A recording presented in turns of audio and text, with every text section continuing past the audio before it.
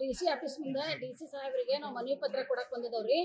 ಹಲವು ಬಾರಿ ಮನವಿ ಪತ್ರ ಕೊಟ್ಟರು ನಮ್ಗೆ ಯಾವುದು ಅಂತ ಇಲ್ಲ, ಮತ್ತು ಬಹಳಷ್ಟು ತೊಂದರೆ ಆಗೈತಿ. ಈ ಮಾಂಗಲ್ಯ ನಮ್ಗೆ ಕೊಳ್ಳಾಗಿದ್ರೆ ನಾವು ಎಲ್ಲಾದ್ರೂ ದುಡಿದು ಜೀವನ ಮಾಡ್ಬೋದು. ಐತಪ್ಪ ನಮ್ಗೊಂದು ಧೈರ್ಯ ಇರ್ತೈತಿ. ಮಾಂಗಲ್ಯ ಕೊಳ್ಳಾಗಿಲ್ಲ ಅಂದ್ರೆ ದುಡಿದು ಜೀವನ ಮಾಡೋಕ್ಕಾಗಲ್ಲ ಅಂತೇಳಿ ಈ ಮಾಂಗಲ್ಯಕ್ಕೂ ನಾವು ಗಲಾಟೆ ಮಾಡಕ ಮನೆ ಗಂಡ್ರು ಮಕ್ಕಳೆಲ್ಲ ಬಿಟ್ಟು ಓಡೋಗ್ಯಾರ. ಅದರಿಂದ ನಾವ್ ಏನ್ ಜೀವನ ಮಾಡೋಣ, ನಮಗೆ ಈ ಮಾಂಗಲ್ಯ ಉಳಿಸ್ಕೊಡ್ರಿ ಅಂತೇಳಿ DC ಆಫೀಸ್ ಮುಂದೆ ನಾವು ಮನವಿ ಕೊಡಕ್ ಬಂದೀವಿ.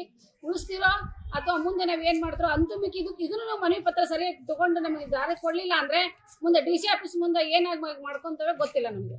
ಹಾವಳಿ ಜೋರಾಗಿ ಹಿಂದೆ ನಾವು ಮನವಿ ಪತ್ರ ಕೊಟ್ಟಾಗ ಸಮಾಧಾನಕರವಾಗಿ ನಮ್ಗೆ ಹೇಳಿ ಕಳ್ಸಿದ್ರಿ. ಅಲ್ಲಿಂದ ಇಲ್ಲಿವರೆಗೂ ನಮ್ಗೆ ಮತ್ತೆ ಯಾವ ರೀತಿನೂ ಆಗಿಲ್ಲ. ಇನ್ನು ಹೆಚ್ಚಿನ ತೊಂದರೆ ಆಗೈತೆ ಹೊರತು ಕಡಿಮೆ ಅಂತೂ ಆಗಿಲ್ಲ. ಅದಕ್ಕೆ ಮತ್ತೆ ಎಷ್ಟೋ ಕುಟುಂಬಗಳು ಗಂಡರು ಸಹಿತ ಬಿಟ್ಟು ಹೋಗಿದ್ದಾರೆ ದುಡಿಮಿಲ್ದಾನೆ. ಗಂಡನೇ ಇಲ್ಲ ಅಂದಿನ ಮೇಲೆ ಈ ಮಾಂಗಲ್ಯ ನಮ್ಗೆ ಕೊಳ್ಳಾಗಿಲ್ಲ ಅಂದ್ಮೇಲೆ ಮುಂದೆ ನಾವ್ ಹೆಂಗ್ ಜೀವನ ಮಾಡೋಣ? ಈ ಮಾಂಗಲ್ಯ ಹಾಕೊಂಡು ನಾವೆಲ್ಲ ದುಡ್ಡು ನಾವು ಜೀವನ ಮಾಡೋಣ, ನಮ್ನ ಯಾರು ಕರ್ಕೊಳಲ್ಲ.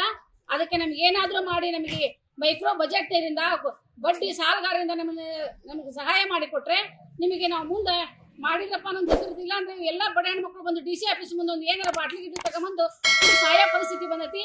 ಅದಕ್ಕೆ ನಾವು ನಿಮಗೆ ರಿಕ್ವೆಸ್ಟ್ ಮಾಡ್ಕೊಳಕತ್ತೇವೆ ಸರ್, ಈ ಮಾಂಗಲ್ಯದಿಂದ ನಮಗೆ ಉಳಿಸ್ಕೊಡ್ರಿ ಅಂತೇಳಿ ಮಾಂಗಲ್ಯ ಸಮೇತ ನಿಮಗೆ ಮನವಿ ಪತ್ರ ಕೊಡ್ತಾ ಇದ್ದೇವೆ. ಲೇಟೆಸ್ಟ್ ಹಾಗೂ ಇಂಟ್ರೆಸ್ಟಿಂಗ್ ಸುದ್ದಿಗಳಿಗಾಗಿ ಬಾಸ್ ಟಿವಿ ಕನ್ನಡ ಚಾನೆಲ್ನ ಸಬ್ಸ್ಕ್ರೈಬ್ ಮಾಡಿ, ಹಾಗೆಯೇ ಬೆಲ್ ಐಕಾನ್ ಪ್ರೆಸ್ ಮಾಡಿ.